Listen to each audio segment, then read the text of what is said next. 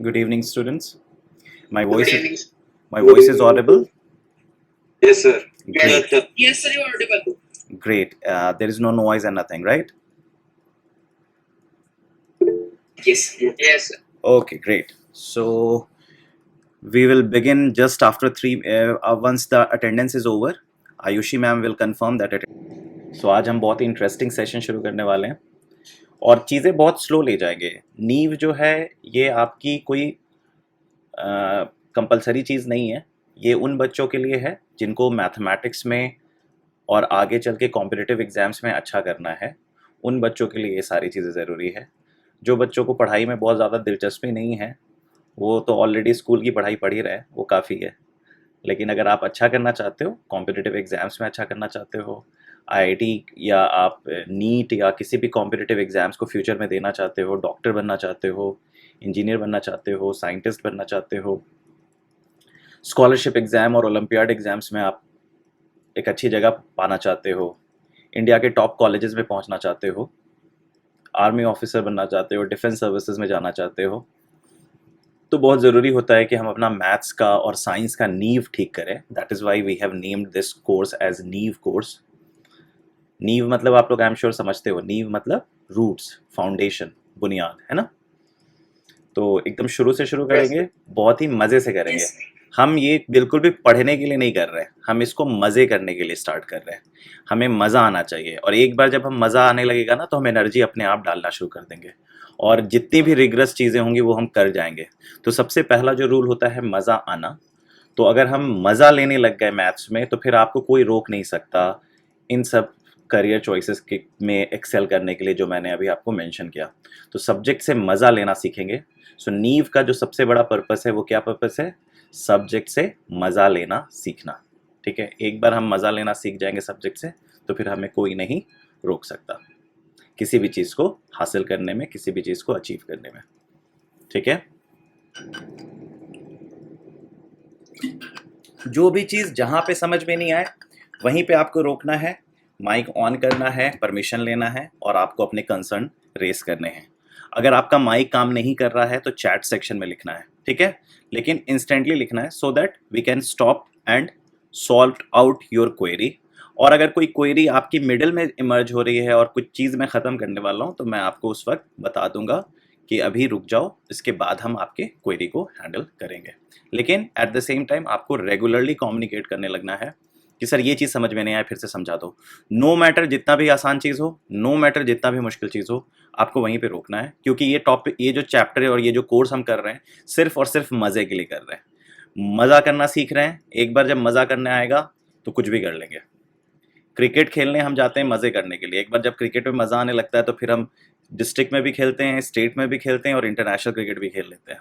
लेकिन अगर मज़ा नहीं आता है तो हम डिस्ट्रिक्ट से ही आउट हो जाते हैं. तो मज़ा लेना सबसे ज़्यादा ज़रूरी है. उसके बाद रिग्रेसनेस और जो सब्जेक्ट की रिक्वायरमेंट होती है, नीड होती है, वो तो धीरे धीरे हम कर ही लेंगे. लेकिन अगर मज़ा नहीं आया तो नहीं कर पाएंगे. Okay, should I begin? 4-5 हो गया है. Should we begin? तो क्लास शुरू करने से पहले आपको मैं पहले बता दूं कि अब से जितनी भी आपकी ऑनलाइन क्लासेस होंगी तो आपको 5 मिनट पहले एंटर करना है और 5 मिनट के बाद आपको एंट्री अलाउड नहीं होगी. तो आपको उसी 10 मिनट के अंदर ही क्लास में आ जाना है. उसके बाद आपको क्लास में एंट्री नहीं दी जाएगी क्योंकि हमें ये इंश्योर करना है कि आप डिसिप्लिन में रहें during your class time also, right. Class शुरू करने से पहले कुछ रूल्स देख लेते हैं. ऑनलाइन लर्निंग है, एक चैलेंजिंग स्फेयर है और ऑनलाइन लर्निंग में अभी कंट्री क्या वर्ल्ड भी बहुत ज़्यादा मैच्योर नहीं हुआ है. इसके एथिक्स और इसके अंडरस्टैंडिंग को लोग नहीं समझते हैं. इसलिए ज़रूरी है कि क्लास शुरू करने से पहले हम रूल्स को बना लें. So first thing, so you have to be on time for the session. Second thing, you have to keep your camera on. कोशिश करना है, कभी कभी होता है आपकी टेक्निकल डिफ़िकल्टीज़ की वजह से आप कैमरा ऑन नहीं कर पाते, लेकिन आपको कैमरा ऑन रखने की कोशिश करनी है सो दैट आप मेरे साथ 1-to-1 इंगेज हो सकें और मैं आपके चेहरे को देख के आपके डाउट्स और क्वेरीज को समझ सकूं. कोशिश कीजिए जब भी आप माइक ऑन करें तो कैमरा भी ऑन करने की कोशिश करें so that we can communicate कि हो क्या रहा है, प्रॉब्लम क्या है. आपको अपना माइक्रोफोन ऑफ रखना है रेगुलरली.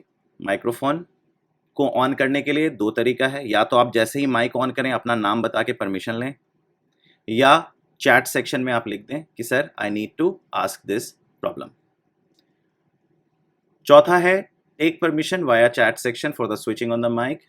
ड्रेस अप एप्रोप्रिएटली, बिल्कुल जैसे कि आप किसी स्कूल में या क्लास में जाते हैं तो आप एक सोशल स्फेयर में जाते हैं तो आपको एक अच्छे कपड़े तमीज़ के ड्रेसिंग सेंस में आना होता है। तो सिमिलरली ये जो ऑनलाइन क्लासेस या ऑनलाइन सेमिनार्स होते हैं वो भी एक सोशल एक्टिविटी है जहाँ पे डिफरेंट सोसाइटी के डिफरेंट लोग आ रहे हैं, तो आपको ये इंश्योर करना है कि आप प्रॉपरली ड्रेस्ड अप हैं। टेक्निकल इशू तुरंत आपको कोऑर्डिनेट करना है हमारी टीम के साथ। आप क्या कहते हैं, जो भी कोऑर्डिनेटर है उनसे बात कर सकते हैं, Jazib sir, Ayushi ma'am, Shalini ma'am, और भी जो बाकी के फर्दर कोऑर्डिनेटर्स टीम है, जिसका भी नंबर आपके पास है उनको तुरंत कॉल करें और अपने टेक्निकल इश्यूज को सॉर्ट आउट करें। Try to send your doubts and queries before the beginning of the session if possible. कोशिश हम करेंगे, सिंस ये ऑनलाइन है और बहुत सारे बच्चे होते हैं, तो अगर आप डाउट्स पहले भेज देंगे तो I would be including your doubt as a part of the lecture, so that आपका डाउट भी ओवर हो जाए और बाकी बच्चे भी समझ सके कि वो डाउट एग्जैक्टली क्या था। ठीक है, यहां तक everyone is clear? Let's begin the session. जैसा कि आपने देखा होगा, मैंने सेशन में लिख रखा है math session 1 how to count. तो मतलब कहीं ना कहीं हम आज काउंट करना सीखेंगे। आप लोग सोच रहे होंगे हम बचपन से काउंट करते हैं, राइट? लेकिन कहीं ना कहीं आप एक ब्रांच को पढ़ते हो आगे, जैसे आप जाओगे 11th क्लास में तो एक ब्रांच होता है जिसे हम कहते हैं कॉम्बिनेटोरिक्स। कॉम्बिनेटोरिक्स, जिसे बहुत पॉपुलरली परम्यूटेशन एंड कॉम्बिनेशन भी कहा जाता है।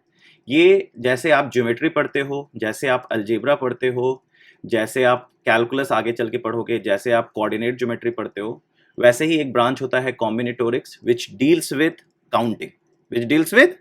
काउंटिंग। और ये जो कॉम्बिनेटोरिक्स होता है ये कंसिडर किया जाता है मैथमेटिक्स फील्ड का one of the most difficult, लेकिन ये बहुत आसान होता है अगर हम बेसिक समझ जाएं तो। सर, हाँ नमन सर नमन दिस साइड, इसकी स्पेलिंग क्या होती है? कॉम्बिनेटोरिक्स आई थिंक यही होती है, COMBINATORICS, है ना? और बेसिकली इसको पॉपुलरली आप सुनते होंगे परम्यूटेशंस एंड कॉम्बिनेशंस के नाम से।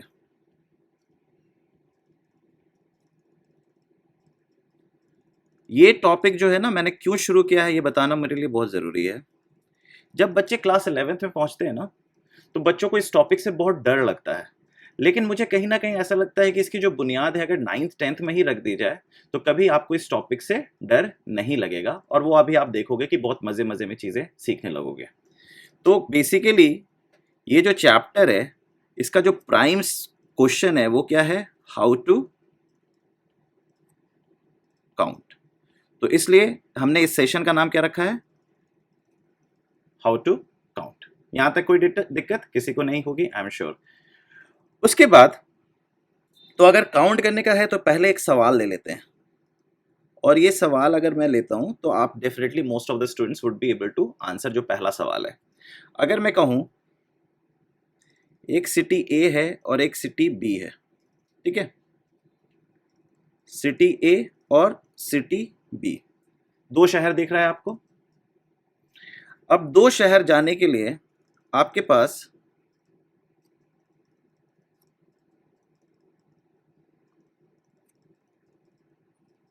तीन रोड्स हैं।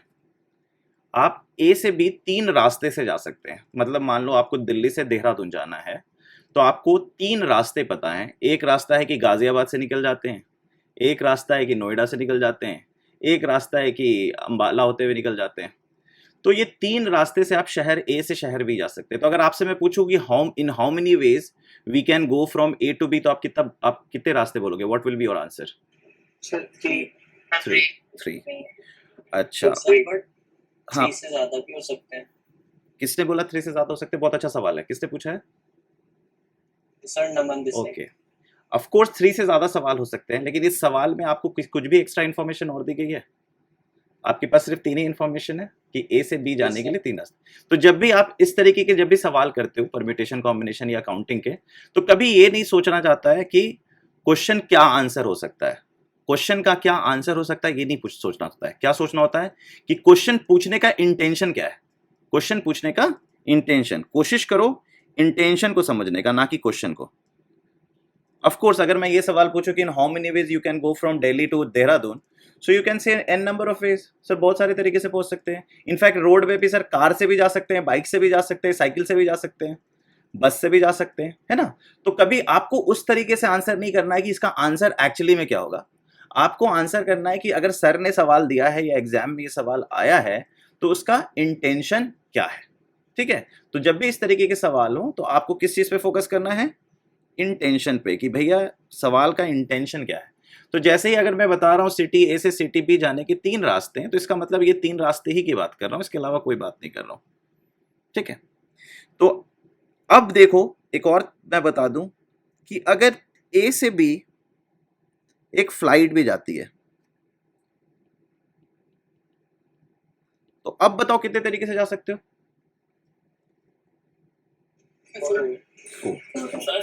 ग्रेट ग्रेट, 4 तरीके से जा सकते हैं। और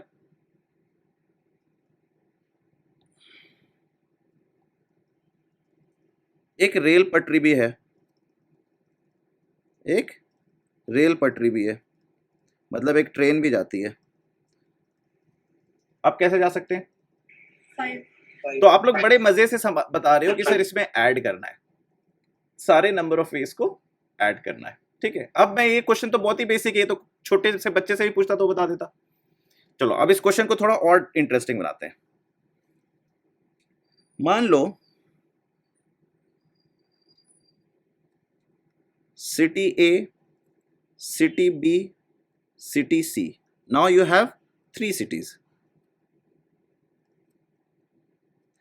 और ए से बी जाने के 2 रास्ते और बी से सी जाने के 3 रास्ते।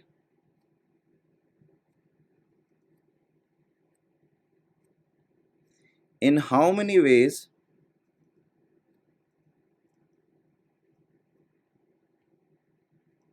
one can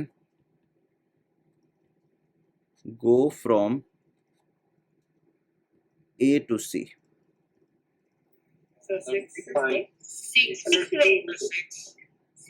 एक बच्चे ने 5 भी बोला, कुछ बच्चे 3 2 भी लिख रहे हैं। 6 okay, so we have majority of students speaking 6, few students, एक दो आवाज मैंने सुनाई दी 5 की। Sir, I think it should be 8. विपुल, विपुल आपका बेटा अदिति नाम है ना। Yukti. युक्ति, ओके युक्ति, क्या कहते हैं, आप क्या बोल रहे हो 8। Yes, sir. क्यों, आपको ऐसा क्यों लगता है 8 सबसे अलग आंसर है आपका, इसलिए पूछ रहा हूँ। Sir, first we can travel from A to B, and then from B there are 3 ways. So total it will be 4. And then if we go from the other way from A to B, then there will be 4 ways again. So the total it will be 8 ways. फिर से बोलो। आपने कहा ए से B जाने के 1 रास्ते और बी से सी जाने के 3 रास्ते, सो 1 to 1 + 3 कर दिया आपने, ऐसा क्यों। अच्छा चलो मैं गाड़ी ले आता हूँ, एक कार अपना ले ही आता हूँ। कार कहाँ से लाया जाए, इमोजी से ले आते हैं कार। कार कहाँ पे होता है, ऑब्जेक्ट्स पे होता है ना।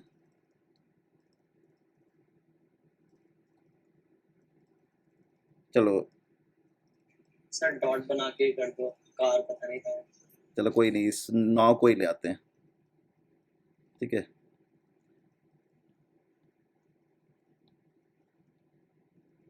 चलो ये युक्ति है। अब ये इसे जाना है ए से सी, तो देखो रास्ते देखो क्या क्या हो सकते हैं। युक्ति ए से बी, तो ये रास्ता पकड़ी और फिर ऐसे चली गई, ये एक रास्ता हुआ। सबने देखा पहला रास्ता। अब देखो दूसरा रास्ता, देखो ये देखा दूसरा रास्ता। Yes sir. ये दिखा तीसरा रास्ता। Yes sir. ये दिखा चौथा रास्ता। Yes sir. ये दिखा 5वां रास्ता। Yes sir. और ये दिखा 6ठा रास्ता। Yes sir. ठीक है, यस सर। तो 6 हो गए, ये क्लैरिटी आ गई। तो एक्चुअली में अगर देखा जाए तो हुआ क्या, मल्टीप्लाई किया या डिवाइड किया? मल्टीप्लाई 2 इंटू 3 कर दिया है ना, 2 इंटू। तो इसमें सबको समझ में आ गया कि यहाँ पे सर मल्टीप्लाई करना है। अभी बस समझेंगे, फिर इसको, इस फंडे को समझ जाएंगे कि ये फंडा क्या है। तो आपने कहा ए से बी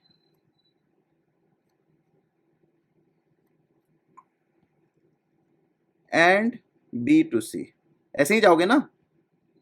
ए से बी जाने के रास्ते 2, बी से सी जाने के रास्ते 3, आपने 2 इंटू 3 करके 6 लिख दिया।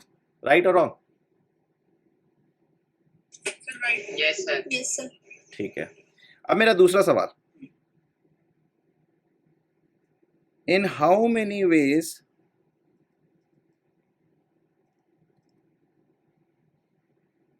One can arrive at B irrespective of if of person is in A or C। Question समझ में आया? Yes sir. नहीं समझ में आया, फिर से सुनो। सर क्वेश्चन एक्सप्लेन करना। हाँ, क्वेश्चन एक्सप्लेन कर देता हूँ। मैं कह रहा हूं कि कितने तरीके से सिटी बी, जो बीच वाला सिटी है ना, ये वाला, इस सिटी कितने तरीके से पहुंचे जा सकते हैं इररिस्पेक्टिव कि बंदा ए पे है या सी पे है। मतलब ए पे भी बंदा हो सकता है और सी पे भी बंदा हो सकता है। तो 5। ओके, तो आप कह रहे हो ईदर, इसका आंसर आप ऐसे लिख रहे हो ना, 5 इज एब्सोल्युटली करेक्ट। आप कह रहे हो ईदर ए से बी जाएगा और सी टू बी, यही कह रहे हो ना? इस क्वेश्चन का आंसर तो यही है, Yes, इधर sir. ए टू बी और सी टू बी। कितने ए से बी रास्ते हैं और कितने सी टू बी रास्ते हैं, राइट? अब ए से बी के रास्ते टोटल कितने हैं और सी Sir, से बी के रास्ते कितने हैं? सर 3। और आप यही समझ में आया? Yes sir. Yes, sir. Yes, sir. तो काउंटिंग का जो बच्चों को सबसे पहला दिक्कत आता है, जो सबसे पहला सवाल जो बच्चों को काउंटिंग में दिक्कत आता है, वो ये आता है, when to add and when to multiply। I hope इस एग्जाम्पल से आपको सेंस मिल रहा है कि when to add and when to multiply, right और रॉन्ग? इससे आपको सेंस मिल रहा है? अच्छा, Yes, sir. तो अगर आप गौर से देखो तो आपको कहां से सेंस मिल रहा है? एंड और से।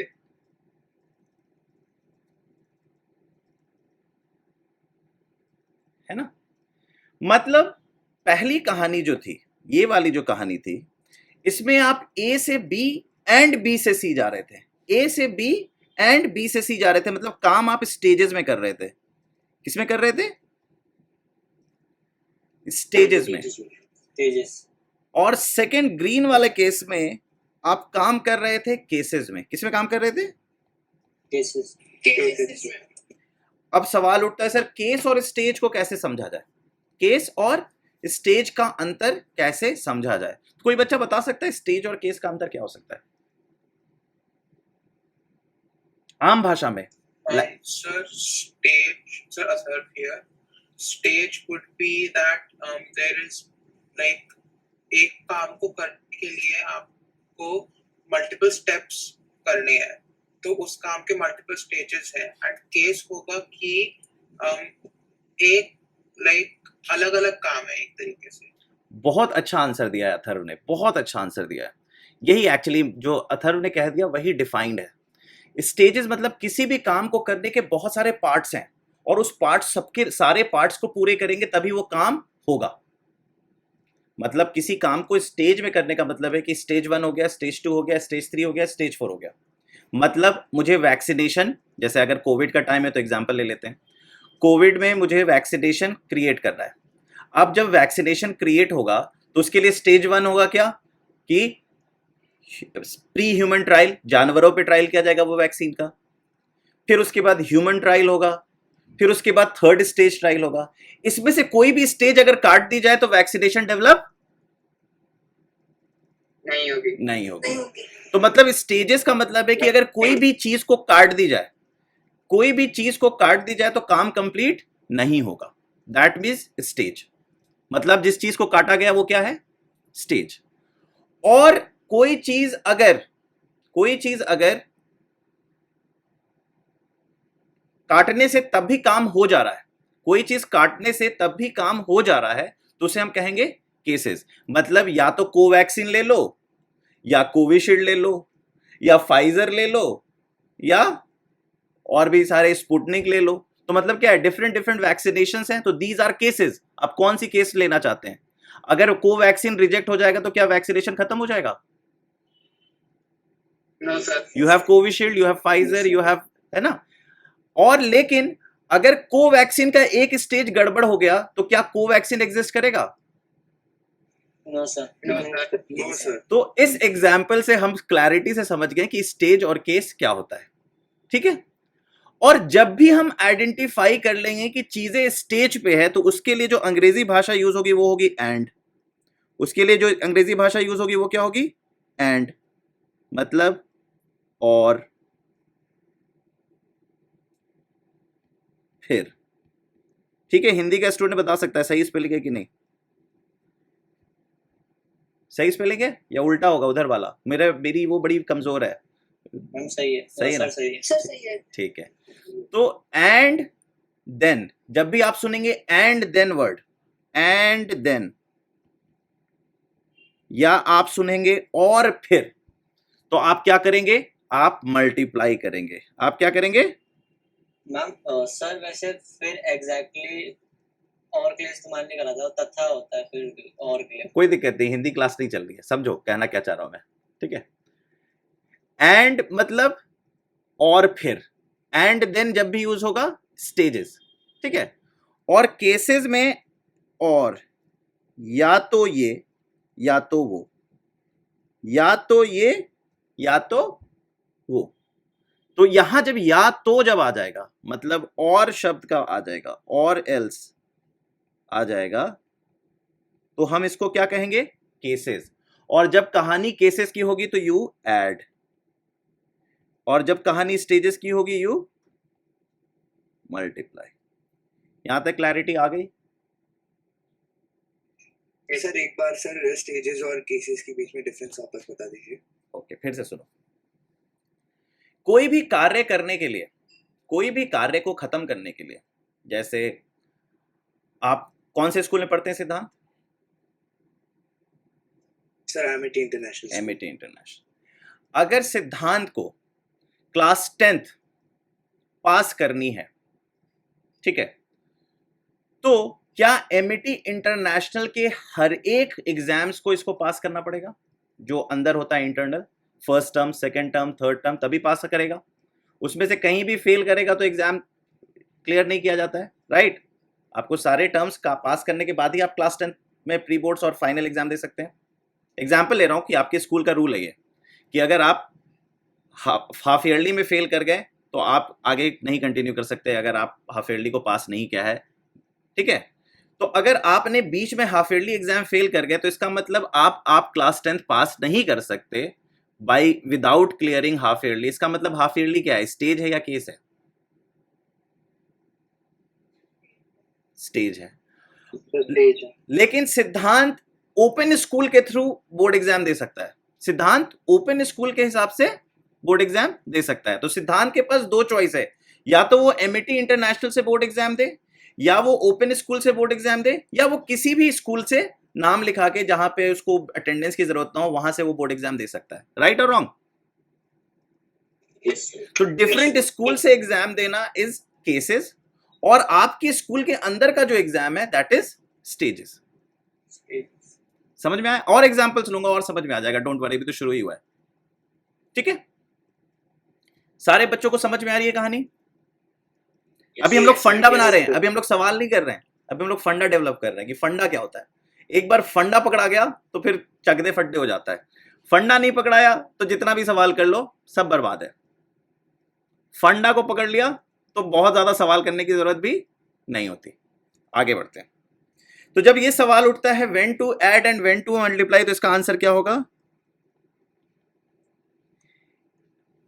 Whenever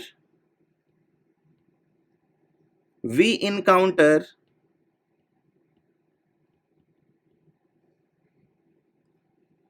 events in cases we add, and whenever we encounter events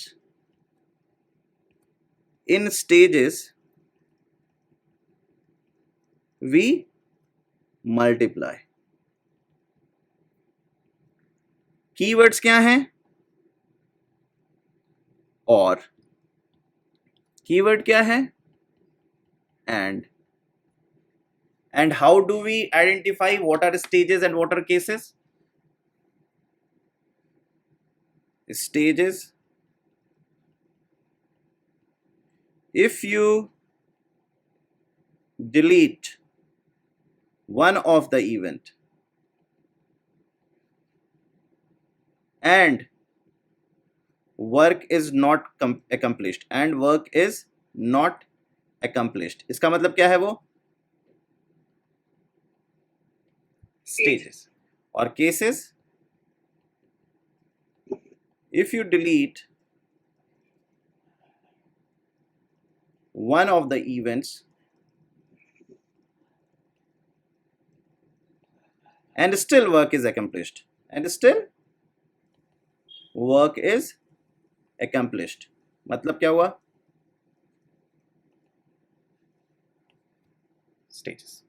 जैसे अगर आम चाल भाषा में एक सिंपल सा एग्जांपल, जैसे मान लीजिए आपने अपना कबर्ड खोला, अचानक से लॉकडाउन खत्म हो गया है और आपको इन्फिनिटी क्लास अटेंड करने आना है।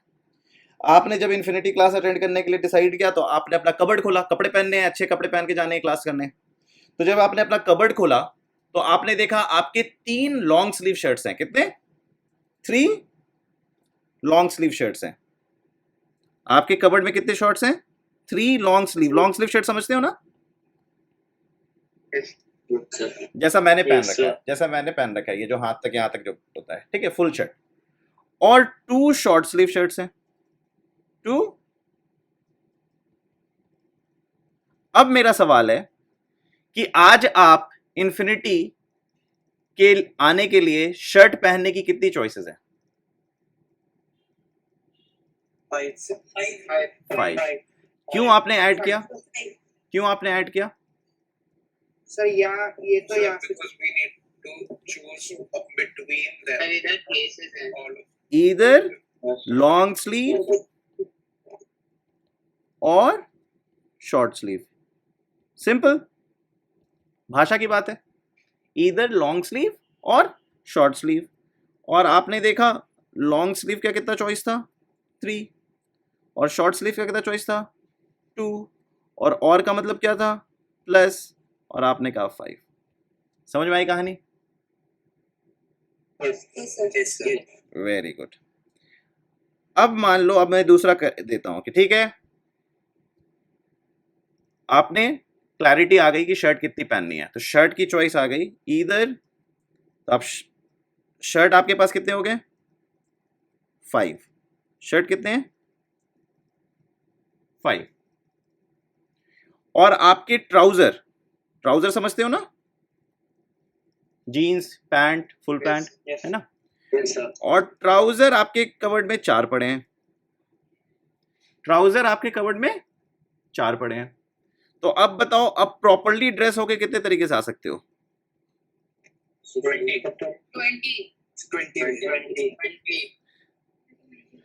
क्यों आप लोग सबने मल्टीप्लाई किया?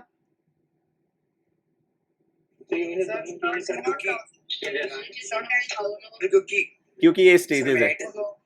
यस, क्योंकि ये स्टेजेस है। क्योंकि ऐसा नहीं है कि I am going to wear either shirt और ट्राउजर ऐसा नहीं है ना? We are going to wear both shirt and trouser. So we are going to wear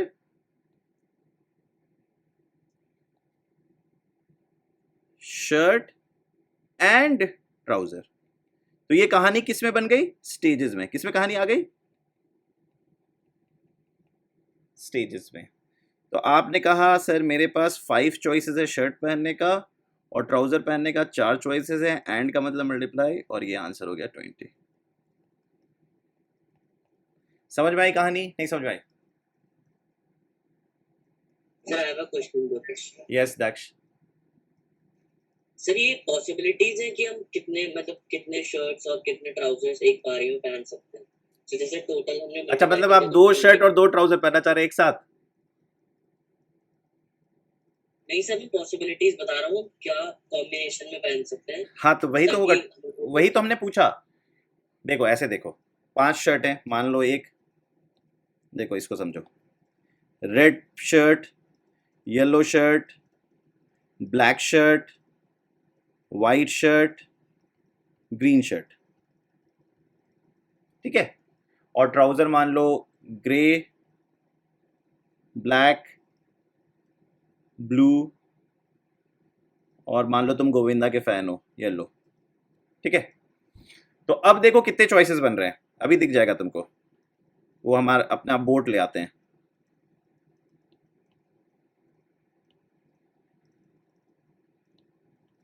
देखो रेड जाएगा ग्रे के साथ, काउंट करते रहना। रेड गया ग्रे के साथ, कितना शर्ट हुआ, कितना पेयर हुआ, कितना कपड़े हो गए? एक कपड़े हो गए, red and grey. Red and black, red and blue, red and yellow, 4 कपड़े हो गए। उसी तरीके से yellow grey, yellow black, yellow blue, yellow yellow, 4 हो गए। ऐसे करके आपके पास, आई एम श्योर आपको पता चल चुका है कि 20 चॉइसेस हैं। ठीक है, तो आप 20 तरीके से आज तैयार होके अपनी अपने जगह जा सकते हैं। समझ में आई कहानी या नहीं समझ में आई? फंडा डेवलप कर रहे हैं, डोंट वरी। किसी को नहीं समझ में आ रहा है, मैं बार बार कह रहा हूं, आज हम फंडा पे काम करेंगे। एक बार फंडा डेवलप हो जाएगा तो कुछ प्रॉब्लम सॉल्विंग में से कॉन्फिडेंस आ जाएगा। ठीक है, ओके। चलो एक और चीज को और स्ट्रॉन्ग करने के लिए कर देते हैं, वही वाला सवाल ले आते हैं। City A, city B, city सी। अब देखो इस क्वेश्चन को थोड़ा सा मैं कॉम्प्लिकेट करूंगा ये समझने के लिए कि आप समझ पाए कि नहीं फंडा। ठीक है, तो अगर नहीं समझ में आएगा तो टेंशन लेने की जरूरत नहीं है, लेकिन थोड़ा सा मैं कॉम्प्लिकेट करने वाला हूं क्वेश्चन को।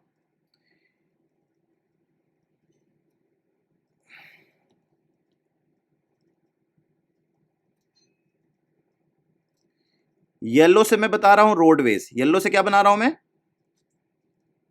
रोडवेज। येलो से क्या बना? रोडवेज। और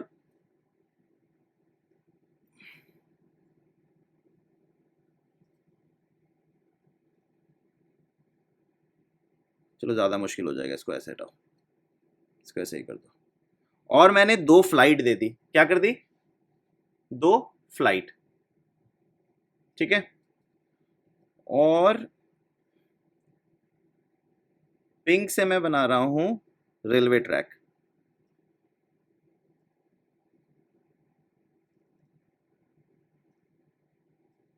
एक रेलवे ट्रैक बना दिया।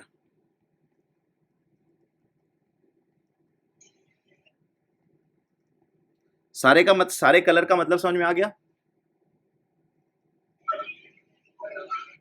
है ना? आई एम श्योर सबको समझ में आ गया सारे कलर का मतलब। ये सिटी ए है, ये सिटी बी है, ये सिटी सी है। Yellow represents roadways, pink represent railway track, and violet represent airways. Now you have to tell me in how many ways, just a sec beta, in how many ways you can go from A to C and return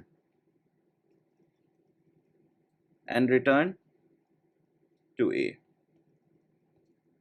question समझ में आ गया? Sir, 18. Yes, sir. 18. Sorry, 18. 18 Sir, 18. 18 सब सोच के बताओ, हो सकता है सारे बच्चे गलत बोल रहे हो।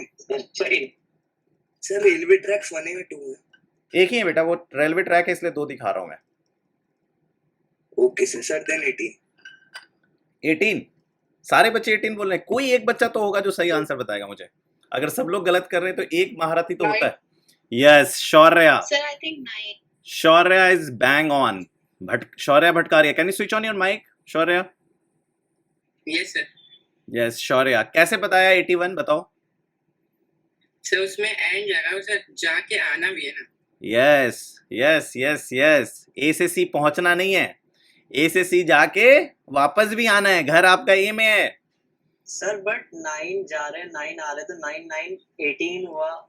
ए टू सी ऐसा थोड़ी होगा कि या तो तुम जाओगे या तो आओगे। You will go A to C and C to. 9 into 9 multiply हो जाएगा। 9 into 9 मल्टीप्लाई हो जाएगा, because this is the story of stages. This is the story of stages. आप समझ रहे हो? काउंटिंग ना देखने में सुनने में आसान लगता है। अब देखिए पूरी क्लास गलती कर दी एक दो बच्चों को छोड़ के। ये सवाल तो बहुत आसान था, गलती तो नहीं होनी चाहिए थी, फंडा भी आपको क्लियर हो गया था, लेकिन आप गलती कर दिए ना, क्योंकि आपने भाषा पे ध्यान नहीं दिया। और भाषा क्या थी? एंड की, मतलब रूल ऑफ मल्टीप्लिकेशन यहां पे लगता। तो एक्चुअली में जो मैं आपको लिख रहा हूं ना, when to add and when to multiply, actually इसको अगर मैथमेटिक्स वाले बुक्स में देखोगे तो ऐसे लिखा रहता है, ये ऐसे नहीं लिखा रहता है। ये तो आपका प्रॉब्लम है जो आप फेस करते हो, ये ऐसे नहीं लिखा रहता है। आप कोई भी किताब उठाओगे ना तो उसमें ऐसे लिखा रहता है। कोई भी बच्चा अगर थोड़ी सी भी ओलंपियाड सब की किताब उठाया होगा जिसमें परम्यूटेशन कॉम्बिनेशन पढ़ने की कोशिश किया होगा, तो उसमें लिखा रहता है काउंटिंग प्रिंसिपल। सर ऐसे क्वेश्चन होते तो थे कैसे? अभी बहुत आएंगे बेटा, बहुत आएंगे, अभी बहुत सारे कॉन्सेप्ट्स इसी से टच करेंगे।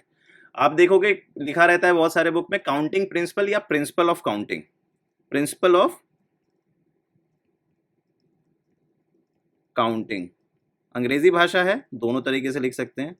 और इसके दो प्रिंसिपल होते हैं, rule of sum and rule of product. और रूल ऑफ सम आपने अभी सीख लिया क्या होता है, जब कहानी आप डेवलप करते हैं केसेस में, और जब कहानी आप डेवलप करते हैं स्टेजेस में। इसमें जो भाषा यूज करते हैं वो और, इसमें जो भाषा यूज करते हैं वो एंड। कहानी समझ में आई? यस ओके, मजा आ रहा है या मुश्किल लग रहा है?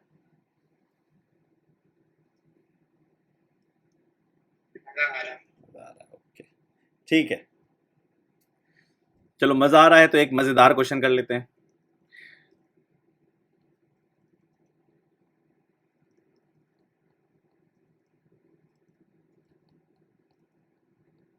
सलमान खान को जानते हो सब लोग? Yes sir. कौन है ये सलमान खान? सर शाहरुख खान का एग्जांपल होगा तो ज्यादा अच्छा लगेगा। नहीं, सलमान खान का एग्जांपल ले रहा हूँ, अभी पता चल जाएगा। आप लोग सलमान खान की पुरानी मूवी सब देखे हो? यस उसमें हमेशा वो शर्ट उतार देता था, हमेशा वो शर्ट उतार देता था, है ना, किसी भी तरीके से, या तो उसके शर्ट फटते थे, तो इसलिए सलमान खान मैंने लिया। अब मान लो मतलब सलमान खान ऐसा बंदा है कि बिना शर्ट के भी बाहर जा सकता है, ये पॉइंट है, ठीक है। अब सलमान खान को आज घूमने जाना है, तो सलमान खान को घूमने जाना है तो उसने अपना कबर्ड खोला। कबर्ड खोला तो उसके 3 सेक्शन है कबर्ड के, ठीक है, 4 सेक्शन है उसके, 4 सेक्शन है, सेक्शन 1, सेक्शन 2, सेक्शन 3, सेक्शन 4। अब इस 4 सेक्शंस में इसमें रखे हैं 5 शर्ट्स। ऑफ कोर्स बहुत ज़्यादा शर्ट होंगे, हम लोग थोड़ी देर के लिए सलमान खान को थोड़ा गरीब कर देते हैं। 5 शर्ट्स, या मिनिमलिस्ट कर देते हैं कि भैया ये मिनिमलिस्ट हो चुका है आजकल, और 3 ट्राउजर्स हैं, और यहाँ पे 3 हैट्स पड़े हैं, और यहाँ पे 4 शूज पड़े हैं। ठीक है, अब सलमान ने बाहर घूमने जाना है, तो सलमान खान का नाम मैंने इसलिए चुना था कि वो कैसे जा सकता है, बिना शर्ट के भी जा सकता है। क्या चीज के साथ जा सकता है? बिना शर्ट के जा सकता है, लेकिन ट्राउजर पहनना पड़ेगा, है ना। ट्राउजर बिना पहने नहीं जा सकता है, मतलब ट्राउजर पहन के ही जाना होगा। तो शर्ट वाला एक रूल ट्राउजर पे मत लगा देना। हैट में क्या है कि हाँ, हैट पहन सकता है, नहीं भी पहन सकता है, मतलब शर्ट और हैट सेम कॉन्सेप्ट पे डील कर रहा है। और जो शूज है, शूज मान लेते हैं कि शूज तो पहन के जाना ही जाना है, तो 4 शूज में से कोई एक शूज पहनेगा। तो आपको सारे 4 सेक्शन में जो कपड़े की आर्टिकल्स पड़ी हुई हैं उसकी कंडीशन समझ में आ गई, किस पे क्या कंडीशन लगा हुआ है? Yes sir. है ना। ये सलमान खान का मैंने एग्जाम्पल इसी लिया है ताकि आप डोंट वरी, ये सवाल इंपॉर्टेंट नहीं है, ये सवाल का सोच और समझ इंपॉर्टेंट है, क्योंकि आगे हम जो सवाल करेंगे तो उसमें ये वाला प्रिंसिपल लगेगा। आपको थोड़ी देर में समझ में आ जाएगा कि सर मजाक कर रहे हैं या कुछ सिखा रहे हैं। अब बताओ, सलमान भाई के पास शर्ट पहनने की कितनी चॉइसेस हैं? Very good, very smart class. सबको पता है, मतलब या तो 5 में से कोई एक शर्ट पिक करेगा या शर्ट ही नहीं पहनेगा। कितनी चॉइस है? 6 और ट्राउजर पहनने की? 3 इसको तो किसी को 4 नहीं लग रहा है। ओके, अच्छा ये ध्यान रखना, ये हैट के 6 हो सकती है ना, ये ध्यान में रखना कि क्या कहते हैं, आप सलमान खान नहीं है तो आप इन्फिनिटी मत पहुंच जाना बिना शर्ट के, ठीक है। तीसरा है हैट। हैट कितना होगा? 4 है ना, हैट भैया धूप नहीं है तो नहीं पहनेगा, थोड़ा धूप है तो पहन लेगा, तो 4 चॉइसेस। और शूज पहनने की 4 अगर मान लो स्लीपर्स पहनने का ऑप्शन होता तो वो 5 हो जाता, लेकिन हमने ये कंसिडर कर दिया कि नहीं, शूज तो पहन के जाना ही होगा, ठीक है। तो कितने चॉइस हो गए? तो सलमान भाई कितने तरीके से बाहर जा सकते हैं? 6 into 3 into 4. Very good, 6 into 3 into 4 into 4 and that will make it 288. 288. बहुत अच्छी, very good. The whole class is understanding the concept. अब आते हैं, सर एक बार फिर से समझा दीजिए। ओके, कौन से पोर्शन में आपको बेटा समझ में नहीं आया? सर वो शर्ट और कैप का 6 और 4 कैसे वाले मल्टीप्लाई करो? ओके, देखिए आप ऐसे समझिए कि सलमान खान के कबर्ड में येलो शर्ट है, रेड शर्ट है, ब्लू शर्ट है, वाइट शर्ट है, ब्लैक शर्ट है। तो सलमान खान के पास चॉइस कितने हैं शर्ट पहनने के? 5। लेकिन सलमान खान की खास बात मैंने क्या बताई कि वो कभी कभी बिना शर्ट के भी निकल जाता है ना। तो एक छठा चॉइस क्या बन गया कि उसने शर्ट ही नहीं पहना है। छठा चॉइस क्या बन गया? समझ में आ गया सृष्टि बेटा? Yes sir. Okay, same way hat के साथ, मान लो उसके पास एक ऐसा हैट है, एक मान लो ऐसा कैप है, और मान लो एक ट्रायंगुलर सा हैट है। अब ये 3 हैट उसके पास पड़े हुए हैं। अब इस 3 हैट में कोई एक हैट पहनेगा या हैट नहीं पहनेगा, राइट और रॉन्ग? Yes sir. तो 4 चॉइस हो गए। शूज पहनना ही पहनना है, ट्राउजर पहनना ही पहनना है। तो मैंने दिखाया ये सवाल इसलिए लिया कि कभी कभी आप जब कहानी सॉल्व करोगे तो आपको अगर डिफरेंट स्टेजेस में, क्योंकि सारी कहानी स्टेजेस में थी, तो अगर डिफरेंट स्टेजेस में कुछ कंडीशंस लगे हैं तो उसको भी सॉल्व करना आना चाहिए, तभी मैंने ये एग्जाम्पल लिया। आई एम श्योर आप सबको समझ में आ गई है। Okay sir. हाँ दिशा। सर सलमान खान से पहले वाली एक वो स्लाइड दिखा दीजिए। अच्छा, उससे पहले वाली, ओके। मुझे लगा आप बोली Okay, sir. सलमान खान को दिखा दीजिए। ओके नहीं सर। ठीक है। वैसे अब आप लोगों के लिए सलमान खान का क्रेज नहीं है, हम लोग जब आपकी उम्र में थे तब सलमान खान का क्रेज था। अब तो शायद टाइगर श्रॉफ ये सबका क्रेज है ना। सर किसी का नहीं है अच्छा, आप किसी का क्रेज नहीं बचा। सर, ओके लड़कियों में के पॉप का है, लड़कों में ओके ठीक है स्कारलेट जॉनसन का ठीक है। है, ग्रेट ग्रेट। तुम लोग सब अंग्रेजी मूवीज देखने लगे हो। अच्छा इधर आ जाओ, अब हम लोग देखते हैं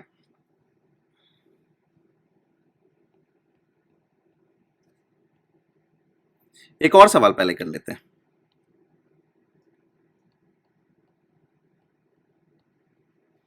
एक बल्ब है, एक रूम है, उसमें बल्ब लगे हुए हैं और ऐसे बल्ब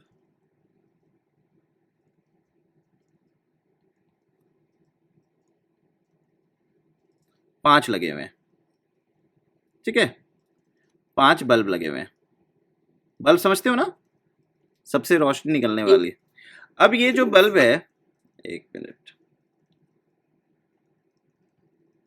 अब ये जो बल्ब है, ये जो 5 बल्ब्स हैं आपके पास, अब इस 5 बल्ब्स में कोई भी एक बल्ब स्विच ऑन कर देंगे तो रूम रोशनी हो जाएगी, रूम में रोशनी हो Yes. जाएगा। Yes sir. तो मेरा क्वेश्चन है, आप रूम में एंटर किए, इन how many veg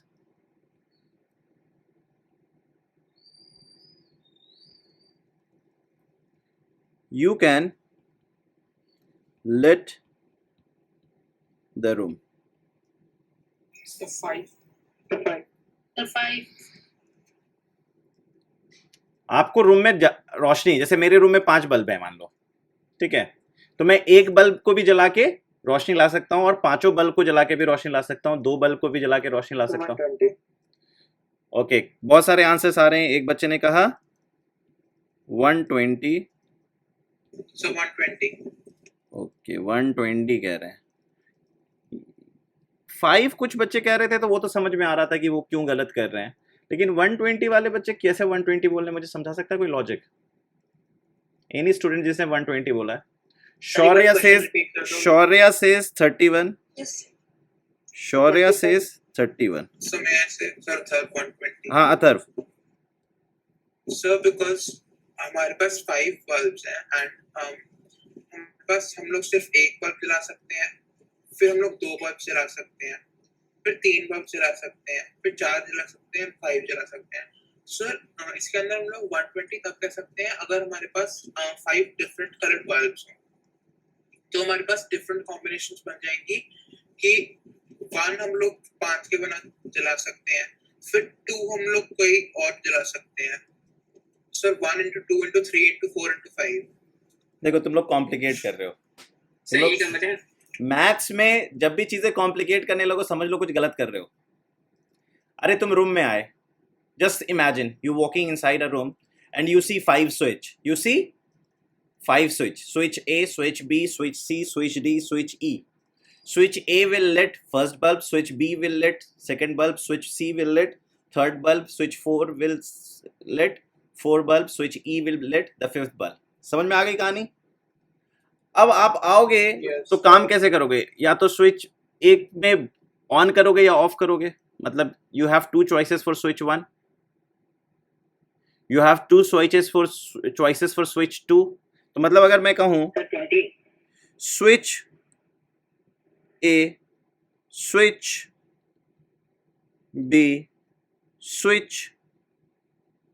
C, switch D, switch E. अब ये 5 स्विच हैं। अब इस 5 स्विच में आपके पास स्विच ए के लिए कितनी चॉइसेस हैं? How many choices you have?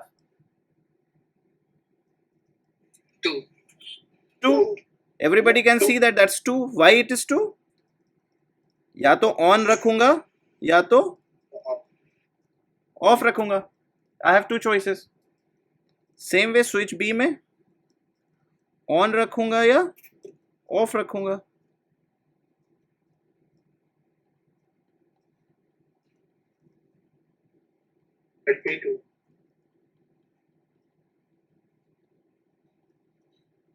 तो मेरे पास टोटल चॉइस कितनी है? 32. 32 चॉइसेस हैं। मैं रूम में जब वॉक इन करूंगा तो 32 चॉइसेस हैं, लेकिन मेरा आउटपुट क्या होना चाहिए? एक ऐसा भी तो कहानी हो सकता है कि मैंने ऑफ, सारे को ऑफ ही रखा, किसी को ऑन ही नहीं किया, ये भी तो हो सकता है। Of of of of of. अगर पांचों लाइट ऑफ रही तो क्या लाइट रूम में लाइटिंग होगी? No, sir. रूम की लाइटिंग नहीं ऑन होगी। तो कहीं ना कहीं मिनिमम एक बल्ब तो ऑन होना ही होना है। तो टोटल 32 केसेस हैं जिसमें दोनों कहानी हो रही है, लाइट ऑन भी रह जा रही है, लाइट ऑफ भी हो जा रही है। लेकिन इन 32 केसेस में 31. एक ही केस ऐसा है जिसमें लाइट बिल्कुल भी ऑन नहीं हो रही है।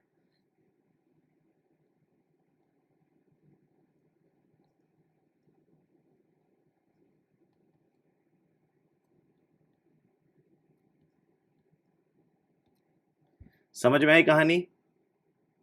Yes, sir. नहीं समझ में आया? Yes sir. कितने बच्चों को नहीं समझ में आया? चैट पे लिखो कितने बच्चों को समझ में नहीं आया। डन। चैट में लिख दो कितने बच्चों को समझ में नहीं आया, सो दैट मैं क्लैरिटी लूं कि कहाँ से मुझे फिर से। दक्ष को नहीं आया, दिशा को नहीं आया, वर्षा को नहीं आया, माही को नहीं आया, कृतिका को नहीं आया, अथर्व को नहीं आया, सांची को नहीं आया। बाकी सारे बच्चों को, वंशिका को नहीं आया, ऋषभ को नहीं आया, भूमि को नहीं आया, सत्यम को भी नहीं आया, सृष्टि को भी समझ में नहीं आया, कृष को भी समझ में नहीं आया, अनुष्का को भी समझ में नहीं आया, ईशानवी, सिद्धांत, देवराज, प्रियंका, सुहानी, शुभम, शौर्या, थोड़ा बहुत नहीं आया। ओके, मेरा सवाल है, जब आप रूम में एंटर करोगे, ठीक है, रूम में जब एंटर करोगे तो स्विच 1 देखोगे, स्विच ए देखोगे। स्विच ए में आप या तो स्विच को ऑन रखोगे या ऑफ रखोगे, राइट? ऑन करोगे या इट विल रिमेन ऑफ। तो स्विच 1 में कितना ऑप्शन है आपके पास? सर 2 चॉइसेस हैं। स्विच बी में भी 2 चॉइसेस हैं, स्विच सी में भी 2 चॉइसेस हैं, स्विच डी में भी 2 चॉइसेस हैं, स्विच ई में भी 2 चॉइसेस हैं। अगर मैं ऑन ऑन ऑन ऑन कर दूं तो ये क्या हो गया? कहानी स्टेजेस में हुई, first switch and second switch and third switch and fourth switch and fifth switch. तो ये कहानी आपको ये तो समझ में आ गई है कि ये कहानी एंड की है, ये कहानी And की है, multiply की है. ये कहानी एंड की है। और आपको ये भी समझ में आ रहा है कि स्विच ए दबाऊं या ना दबाऊं, स्विच बी दबाऊं या ना दबाऊं, स्विच सी दबाऊं या ना दबाऊं, स्विच डी दबाऊं या ना दबाऊं, और स्विच ई दबाऊं या ना दबाऊं। तो कहीं ना कहीं हर एक स्टेज में आपको 2-2 चॉइसेस निकल के आ रही है। और किसी भी एक स्टेज में अगर आपने ऑन कर दिया तो लाइट जल जाएगी मिनिमम। अगर 2 में भी किया तो भी लाइट जलेगी, 3 में भी किया तो भी लाइट जलेगी, 4 में किया तो भी लाइट जलेगी, 5 में किया तो भी लाइट जलेगी। लेकिन अगर पांचों में ऑफ रह गया, अगर पांचों में ऑफ रह गया तो इसका मतलब क्या है? सर रोशनी नहीं होगी। रोशनी नहीं होगी। रोशनी नहीं होगी. तो विदाउट थिंकिंग कि रोशनी हो या ना हो, आपके पास टोटल 32 चॉइसेस हैं। विदाउट एनी रिस्ट्रिक्शन आपके पास टोटल चॉइसेस कितने हैं? 32, क्योंकि 2 into 2 into 2 into 2 into 2 5 times. और उसमें एक ही ऐसा केस बनेगा जब लाइट होगी ही नहीं, रूम अंधेरे में रह जाएगा, दैट इज वन केस कि सब ऑफ ऑफ हो गया। तो इसलिए हम कहेंगे 32 माइनस 1। अगर नहीं समझ में आया तो फिर से सुनो, मेरे रूम में सिर्फ एक ही बल्ब है, सिर्फ एक ही बल्ब है, तो मेरे पास कितनी चॉइसेस है रूम को में? मेरे पास टोटल चॉइसेस कितनी है? ऑन या ऑफ, है ना? विदाउट रेस्ट्रिक्शन मेरे पास 2 चॉइसेस हैं। और लाइट जलाने की कितनी चॉइस है? Sir, ठीक है, अब इसी कहानी को समझो, 2 बल्ब ले लो। अब मेरे रूम में कितने बल्ब हैं? 2। On on on off of of of on, यही 4 केसेस बनेगा नहीं बनेगा? Yes, sir. Yes, sir. और रूम में रोशनी, ये टोटल केसेस बनेंगे 4 चॉइसेस, और रूम में रोशनी करने के लिए कितने चॉइसेस होंगे? Sir, 3. अब आ जाओ बल्ब 3 में।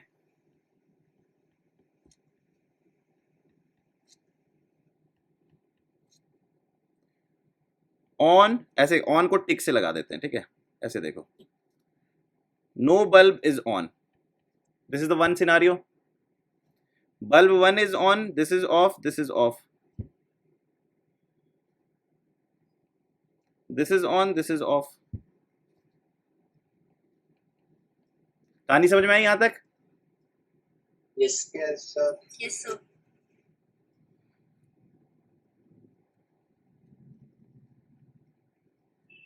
दो बल्ब जलाने की कहानी समझ में आ गई? Yes. Yes, sir. कितने चॉइसेस हो गए? Choice 1, 7. Choice 2, choice 3, choice 4, choice 5, choice 6, और इस चॉइस में लाइट नहीं जलेगी। तो क्या हो गया? 2 इंटू 2 इंटू 2 माइनस 1। समझ में आई कहानी या नहीं समझ में आई? Yes, sir. इसी चीज को अगर तुम 5 बल्ब में सोचोगे तो क्या हो जाएगा? 2 into 2 into 2 into 2 into 2 minus 1। अब तो समझ में आ गया? अभी भी जिसको समझ में नहीं आया वो अपना नाम लिखे। तो आपको ये समझ में आ गया कि पुराना मेथड ज्यादा अच्छा था। यहां पे तो आप इंड्यूस कर रहे हैं, आप यहां पे सोच रहे हैं, लेकिन अगर मैं प्रिंसिपल ऑफ काउंटिंग अप्लाई कर दूं तो ये सब मेथड ज्यादा अच्छा है कि नहीं? अगर मैं प्रिंसिपल ऑफ काउंटिंग कर दूं तो ये मेथड ज्यादा अच्छा है। समझ में आ गई कहानी या नहीं समझ में आई कहानी? यहां पे आप देख रहे हो कितना हार्ड वर्क है, यहां पे आप देख रहे हो कितना हार्ड वर्क है। Do you see the hard work here? Yes, sir. है ना? तो हार्ड वर्क से बचने का काम होता है मैथमेटिशियंस का। मैथमेटिशियंस बड़े आलसी किस्म के आदमी होते हैं। मैथमेटिशियंस लोग जो होते हैं ना, बड़े आलसी होते हैं। उनको कोई ना कोई तरीका खोजना आता है कि आसानी से कैसे कह जाए। इसलिए वो देखना, मैथमेटिशियंस लोग एक इक्वेशन लिख देते हैं बस, और उस इक्वेशन की बात पूरे सालों साल भर चलती रहती है। और इंग्लिश के बंदे क्या करते हैं? मोटी मोटी किताबें लिख देते हैं, इतनी किताबें, इतनी मेहनत। लेकिन मैथ्स के लोग ज्यादा मेहनत नहीं करते, वो इक्वेशंस लिख देते हैं, सिंबल्स लिख देते हैं, और सिंबल्स में सारी कहानी कह देते हैं। ठीक है, आगे बढ़े या नहीं बढ़े? Yes, sir. करते हैं। तो आई एम श्योर आपको ये फंडा स्ट्रांग हो रहा है कि when to multiply and when to add. ठीक है, तो अब हम लोग जो पहला एप्लीकेशन देखते हैं, how to count number of factors. ये सवाल कॉम्पिटिटिव एग्जाम्स में आते हैं, क्लास 9 10th के कॉम्पिटिटिव एग्जाम्स में आते हैं, इसलिए ये फंडा बताना जरूरी था। How to count number of factors. आप लोगों को पता है नंबर ऑफ फैक्टर्स क्या, मतलब फैक्टर्स क्या होते हैं? Do you know what are factors? अगर मैं आपसे कहूं how many even numbers are there from 1 to 100, तो क्या आंसर लोगे? 50. 50। इवन नंबर्स का मतलब क्या होता है? Number which has a 2 as a factor. तो आपने कहा 50। मैं पूछा how many numbers which are multiple of 3 from 1 to 100। Multiple of 3 समझते हो ना, जिसका फैक्टर, तो क्या होगा answer? How many numbers are there which are multiple of 3? 33। 3 6 9 up to 99 जाएगा, है ना? तो 33।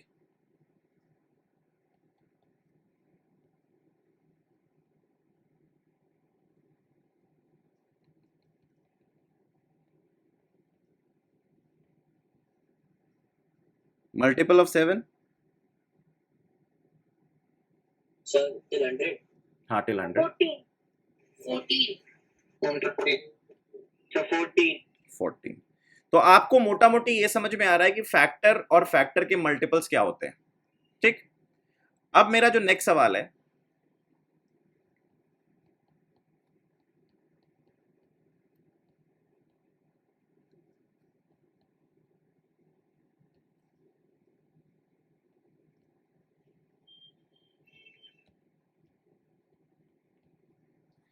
how many factors does 12 have?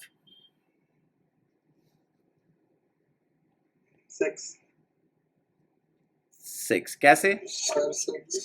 Sir 2, 4 and 6. मतलब आप सिंपल से कह सकते हैं 1 2 3 4 6. So 1, 2, 3, 4, 6, 12. है ना? -3 और -. No, we'll stick to natural numbers. We'll stick to natural numbers. Okay, we'll stick to natural numbers.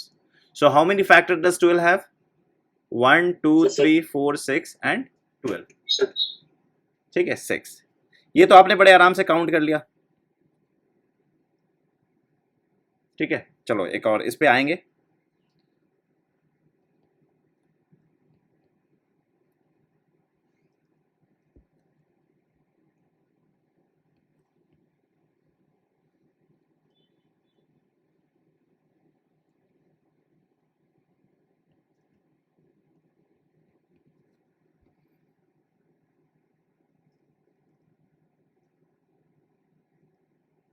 तो जो मेथड आपने पिछले लगाया वो तो इस पे काम नहीं करेगा. नहीं करेगा? 12 into 8. 12 into 8. वो मैंने इसका प्राइम फैक्टराइजेशन थोड़ी पूछा है. मैंने इसका फैक्टराइजेशन थोड़ी पूछा है. मैं पूछ रहा हूं how many factors does 96 have? Total number of factors of 96. मतलब मैं पूछ रहा हूं total number of factors of 96.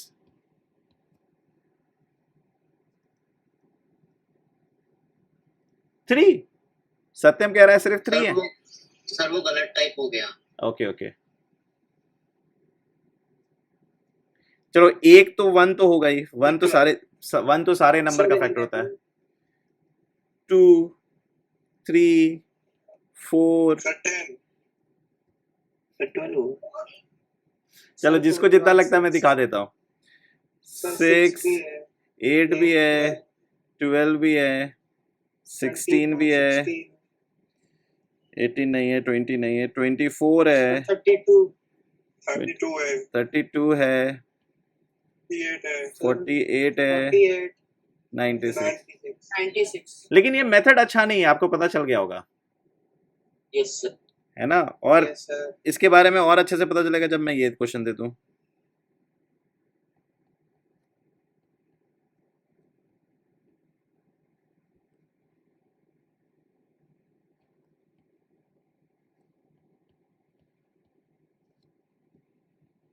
तो आपकी बैंड बच जाएगी. तो Yes. मतलब कहीं ना कहीं आपको पता चल गया है कि जो देसी मेथड था वो काम नहीं करने वाला है ना? ये तो पता चल गया सबको. Yes, sir. Yes, sir. तो भाई निकालना होगा सही मेथड, सॉलिड मेथड. है ना? मैथमेटिशियन का काम क्या है? जो एक दो इजी करना काम को इजी करना और चीज़ों को स्केल अप करना. कि हम चीज़ों को स्केल अप कैसे कर सकते हैं? जो बिजनेसेस बिल्ड होती है इसी आइडिया पे बिल्ड होती है ना, कि क्या आपको बिजनेस स्केल अप करना आता है? क्या चीज़ों को आप नेक्स्ट लेवल पे ले जा सकते हैं? क्या अगर आपने प्रोडक्ट 5 लोगों के लिए बनाया है तो क्या वो प्रोडक्ट आप 500 लोगों के लिए बना सकते हैं? This is called scaling up. है ना? अब जैसे कि जब सवाल मैंने पूछा 12 का, तो आपने सबने मैक्सिमम बच्चों ने 6 कह दिया. 96 में बहुत सारे बच्चों ने गलत सलत आंसर बोलना शुरू कर दिया. I don't know what ever the logic was. जो भी लॉजिक लगा रहे थे काम नहीं कर रहा था. लेकिन ये काउंट करने के बाद मुझे पता चला कि हालत खराब हो जाएगी. लेकिन फिर भी कर लिया. लेकिन जैसे ही ये आया मैं हाथ उठा दूंगा, भैया अब मैं नहीं काउंट कर सकता. अब मैं काउंट नहीं कर सकता क्योंकि मेरे बस का नहीं है. 144 100 को भैया कितना लिखूंगा? 1 2 3 फिर 100. भैया काउंट करने में ही हालत खराब हो जाएगी. है कि नहीं? Yes, Yes, yes, sir. तो कहीं ना कहीं वी Organic शुड जा सकता वी है। Should move to a method जो तीनों को एक ही तरीके से टैकल करना जानते हैं। तो अगर मैं 12 के फैक्टर सब पे ध्यान दो, सबसे पहले मुझे बताओ 12 का प्राइम फैक्टराइजेशन क्या होता है? Prime factorization 2 square into 3. 3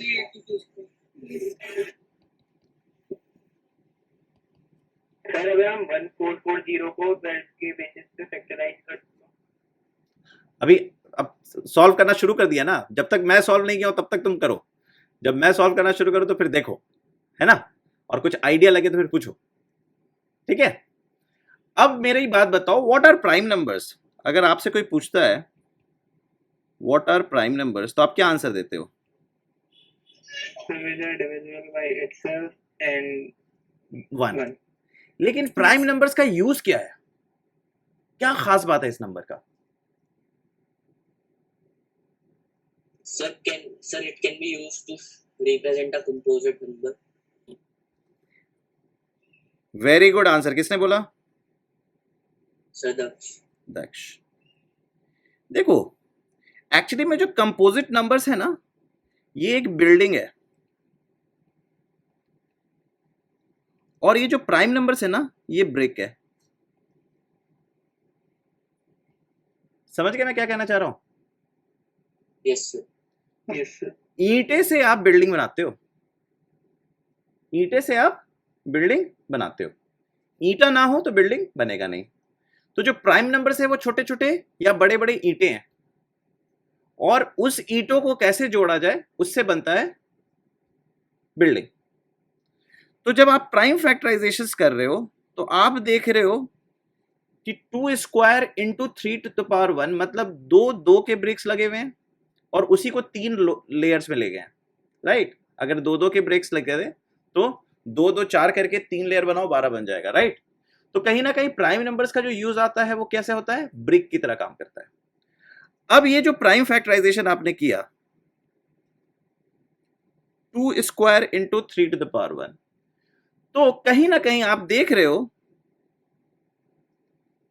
क्या इस 12 का प्राइम फैक्टर, 12 का फैक्टर 2 टू द पावर 3 हो सकता है? क्या 12 का फैक्टर 2 टू द पावर 3 हो सकता है? No, sir. No sir. No, sir. 2 to the power 2 हो सकता है? Yes sir. Yes sir. Yes, sir. आपको ये पता चल गया ये हो सकता है, ये हो सकता है, Yes, sir. Yes sir. Yes, sir. ये हो सकता है, Yes, sir. Yes sir. Yes, sir. ये हो सकता है। No sir. तो मुझे पता चल गया कि जो 12 बनेगा उसकी जो ईंट रखी जाएगी वो तो या तो 2 टू द पावर 0 या 2 टू द पावर 1 या 2 टू द पावर 2 ही मेंबर है उसके मकान का। 2 टू द पावर 3 उसके घर का मेंबर नहीं है, 2 टू द पावर 4 भी उसके घर का मेंबर नहीं है। अब मुझे बताओ 3 टू द पावर 2, दूसरा कलर ले लेता हूं,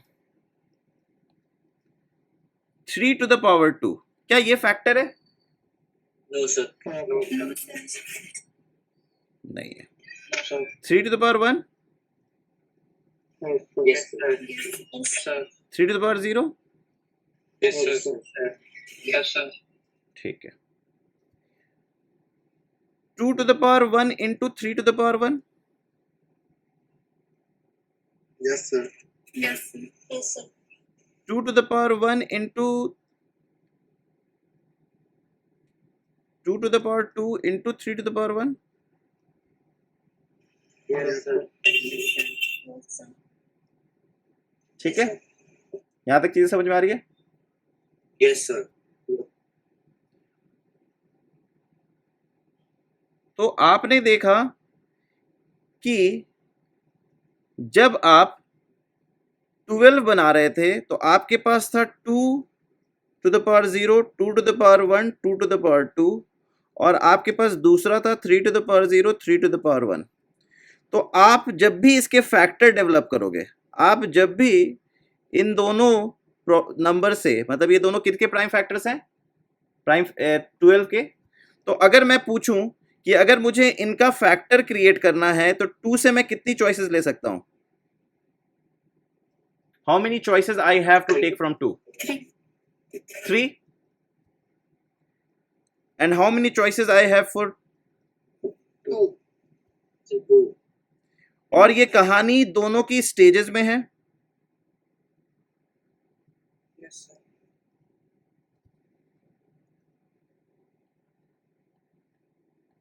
Six. समझ में आई कहानी? Yes, sir. पक्का? Yes, sir. Yes, sir. जी. नहीं समझ में आया तो एक एग्जाम्पल नेक्स्ट वाला भी लेना है और नेक्स्ट वाले एग्जाम्पल में भी और अच्छे से समझ में आ जाएगा. ठीक है, यहां तक समझ में आई कहानी? नहीं हुआ तो दोबारा बात Yes, करेंगे, डोंट वरी, है ना. Problem Yes, solving sir. हम नेक्स्ट सेशन में करेंगे, नेक्स्ट क्लास में करेंगे. तो इस क्लास में हम पूरे फंडे को मजबूत कर देंगे. इधर आ जाओ. 96. तो 96 का प्राइम फैक्टराइजेशन बताओ क्या होगा?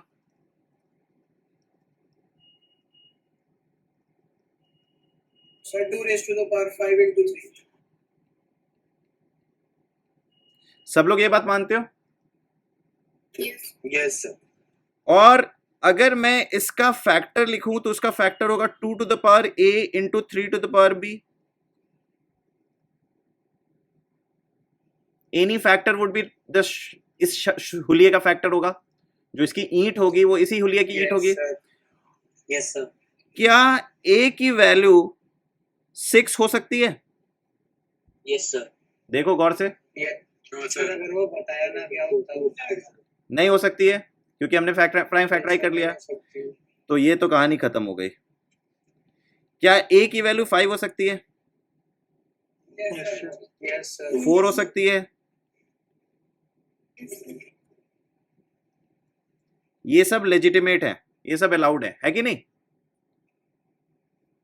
और b की वैल्यू 0 हो सकती है, b की वैल्यू 1 हो सकती है, 2 नहीं हो सकती है b की वैल्यू. तो अब बताओ जो फैक्टर्स बनाओगे तो इसमें कितनी चॉइसेस है तुम्हारे पास 6. और इसमें कितनी चॉइसेस हैं? 2. Yeah, Sir, sir, 2.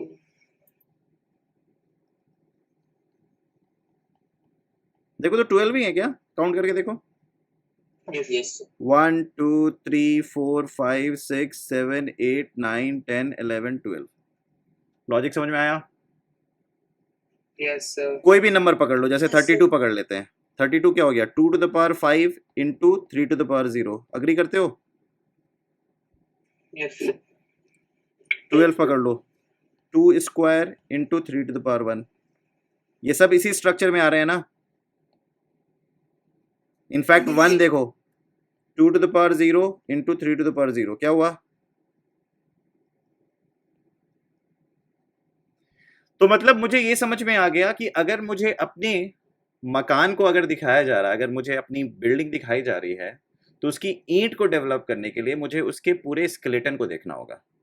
और उसका स्केलेटन मतलब उसके प्राइम फैक्टराइजेशन को देखना होगा. उसके प्राइम फैक्टराइजेशन से देख के मैं डिफरेंट स्पेसिमेन बना सकता हूँ. ये मेरा स्पेसिमेन है ना. और इसी स्पेसिमेन में मैं एक्सपेरिमेंट कर सकता हूँ कि a की वैल्यू क्या क्या हो सकती है और b की वैल्यू क्या क्या हो सकती है.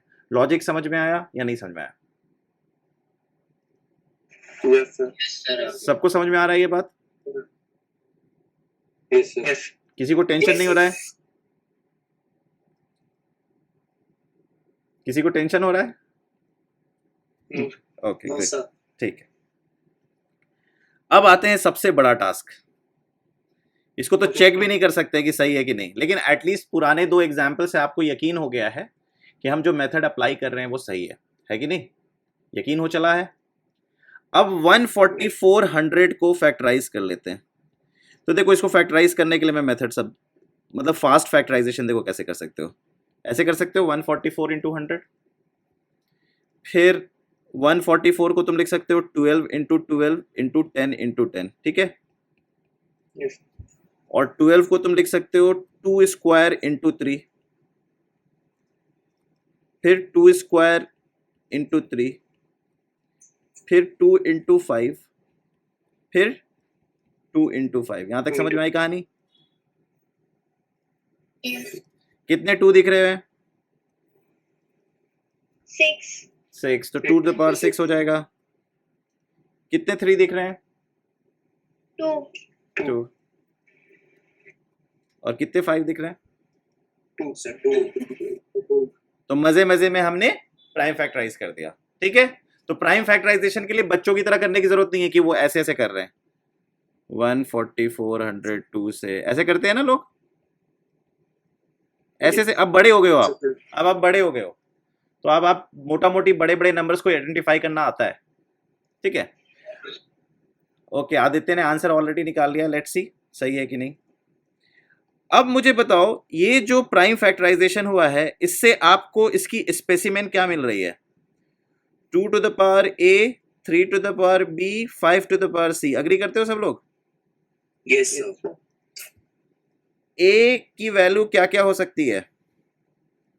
0, 1, 2, 3, 4, 5, 6। इसके ज्यादा नहीं हो सकती है? Yes sir. b की क्या क्या वैल्यू हो सकती है?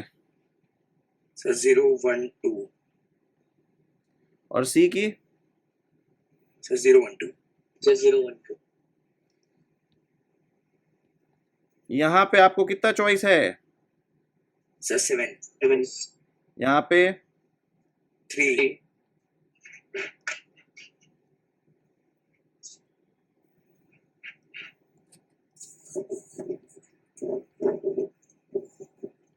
सर 63। लॉजिक समझ में आया? Yes sir. मेथड काम कर रहा है? कर रहा है तो जल्दी से एक सवाल करते हैं, करें? यस। यहाँ तक किसी को दिक्कत है तो बता दो, फिर समझाऊंगा। फंडा क्लियर होना चाहिए। आज हम फंडा की बात करेंगे, जब प्रॉब्लम सॉल्विंग होगा तो उसकी एप्लीकेशन की बात करेंगे।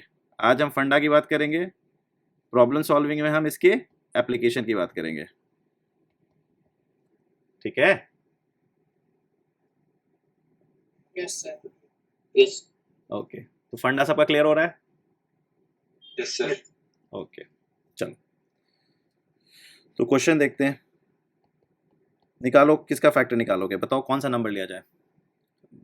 क्रिएट कर देते हैं। 2 cube 5 square 7 to the power 4, है ना? अच्छा नंबर है। इसके बताओ total number of factors. 60 sir.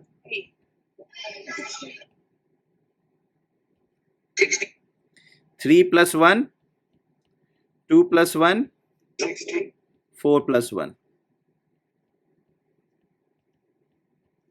कितना टाइम लगा सॉल्व करने में? Sir seconds.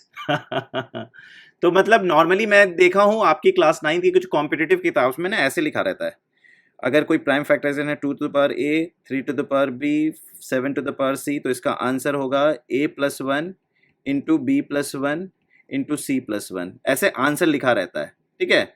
लेकिन ये मेथड मुझे अच्छा नहीं लगता कि ऐसे रिजल्ट लिख देना। आपको भी अच्छा नहीं लगता अगर मैं ये आंसर लिख देता तो, राइट? लेकिन अब आपको लॉजिक समझ में आ रहा है कि ये फंडा क्या है। आपने क्या समझा? फंडा क्या है समझ में आ गया? और ये क्या था? एप्लीकेशन। बहुत सारे बच्चों को ना फॉर्मूला याद करना, रटने की दिक्कत होती है, तो कहीं ना कहीं हम उस ट्रैप में नहीं फंसेंगे कि हम फॉर्मूला याद करने की कोशिश करेंगे। हम उस ट्रैप में जाएंगे कि भैया फॉर्मूला आता कैसे है। एक बार वो पता चल गया तो फिर कुछ दुनिया अपने मुट्ठी में है, ठीक है। चलो इस क्वेश्चन को थोड़ा सा ट्विस्ट मारे या और प्रैक्टिस के लिए क्वेश्चन दें? सर एक और प्रैक्टिस के लिए ले लो। चलो 12 से 84, 924। चलो इसको सॉल्व करो।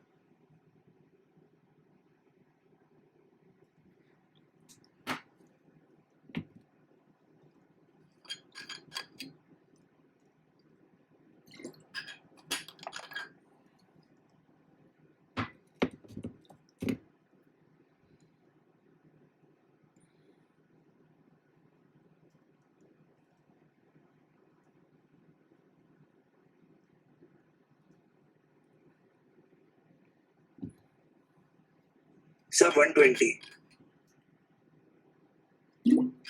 120 देखना पड़ेगा, मुझे आंसर याद नहीं है। अभी आपके सामने ही बनाया ना, तो सॉल्व करना पड़ेगा।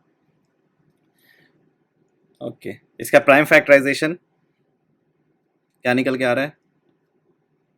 देखो मैं बता देता हूँ इसका प्राइम फैक्टराइजेशन कैसे निकालना है। 924 इंटू 100, ये तो समझ में आ गया होगा।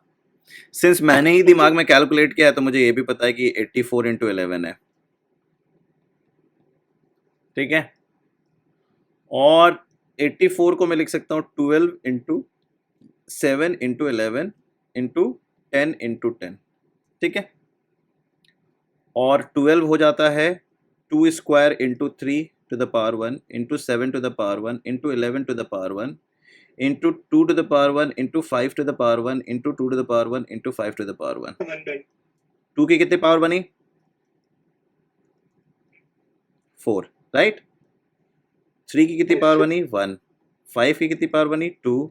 और 7 की पावर 1, 11 की पावर 1, 1। ठीक है। तो इसकी जो स्पेसिमेन डेवलप होगी वो ऐसी डेवलप होगी।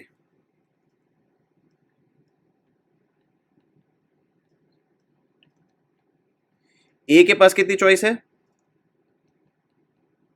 5। बी के पास कितनी चॉइस है? 2। सी के पास कितनी चॉइस है? 3। डी के पास कितनी चॉइस है? 2। और ई के पास कितनी चॉइस है? 2। तो कहीं ना कहीं मुझे ये क्लैरिटी से पता है कि this is 5, this is 2, this is 3, this is 2, this is 2। तो क्या हो गया? 5 2 ज़ा 10, 10 3 ज़ा 30, 30 2 ज़ा 60, 60 2 ज़ा 120। 120 is bang on right answer. Very good. तो अब आपको इस चीज की कमांड आ गई है, ठीक है। नया ट्विस्ट दूं या क्लास खत्म करूं? ट्विस्ट दें? टाइम कम है, 5-6 मिनट में ट्विस्ट हैंडल कर लोगे? Yes okay. यस।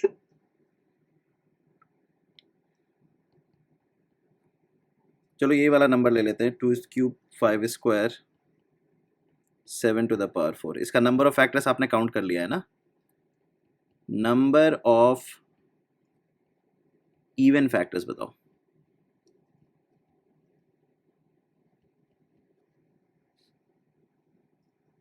चार। 4 क्यों लगता है तुम्हें? इतने सारे नंबर होंगे, मतलब तुम लोगों ने आंसर बताया था ना, 60 फैक्टर्स में सिर्फ 4 ही लग रहे हैं तुमको। कम से कम 30 बोल देते कि सर आधे इवन होंगे आधे ऑड होंगे। 4 किस लॉजिक से बोला? सर मैं भी 30 सोचा था।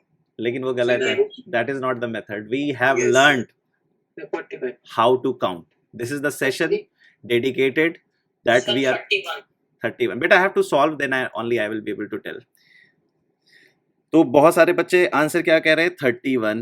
कुछ बच्चे आंसर कह रहे हैं 30। कुछ बच्चे ने आंसर कहा 4, ठीक है। So 45 55 आया एक answer. 45 45। Let me see the answer. Yes, 45 I think is absolutely correct। कौन बच्चा 45 बोला है? बताओ लॉजिक।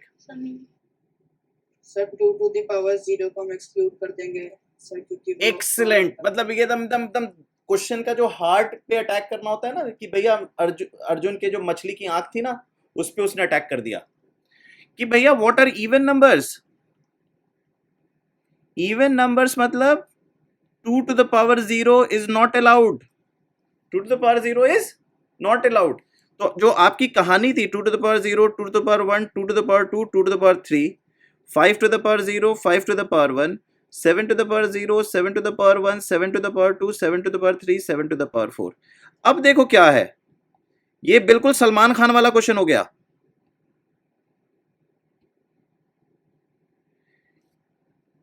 पिछली बार जो हम सॉल्व कर रहे थे नंबर ऑफ फैक्टर्स, तो उसमें हम कह रहे थे शर्ट पहनना है पहनो, ट्राउजर पहनना है पहनो, मैं कोई दिक्कत नहीं है। लेकिन हमने कहा कि इवन नंबर चाहिए, मतलब ये नहीं चाहिए, ये नहीं चाहिए। तो इसमें मुझे कितने चॉइस मिले? 3 चॉइसेस।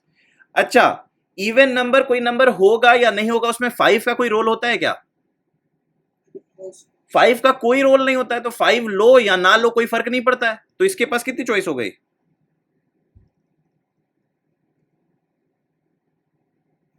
अच्छा सॉरी, 5 स्क्वायर भी है ना इसमें। एक मिनट,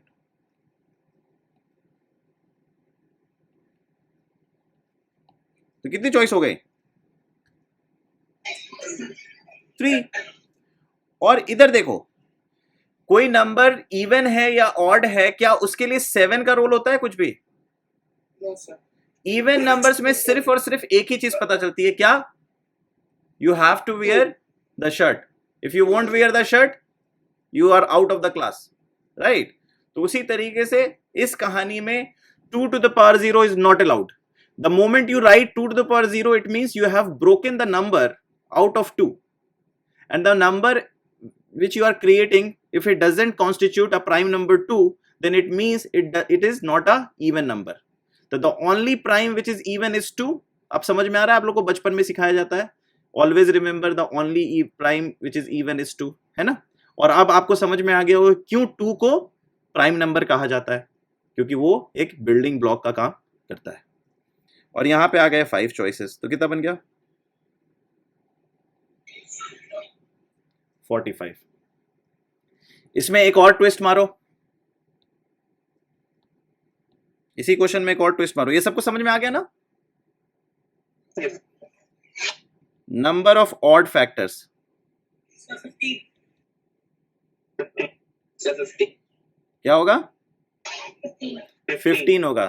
मतलब कोई नंबर ऑड है या इवन है, उसका जो रोल प्ले करता है वो क्या ऑन करता है? 2 करता है। तो मतलब कोई नंबर अगर 2 to the power 0 लेता है, तो इसका मतलब ये नहीं लेना है, ये नहीं लेना है, ये नहीं लेना है, only this will be required, only this will be required. So 1 into 3 into 5 that will become 15। समझ में आई कहानी? या आप ऐसे भी कह सकते हो, आपके जो फैक्टर्स हैं वो या तो इवन होंगे या तो ऑड होंगे। आपको टोटल नंबर ऑफ फैक्टर्स पता है, क्या है? 60, और आपने 45 ऑलरेडी निकाल लिया है, तो बचा जो नंबर होगा वो क्या होगा? ऑड होगा। ऐसे भी सोच सकते थे। लॉजिक समझ में आ रहा है? दोनों मेथड सही है।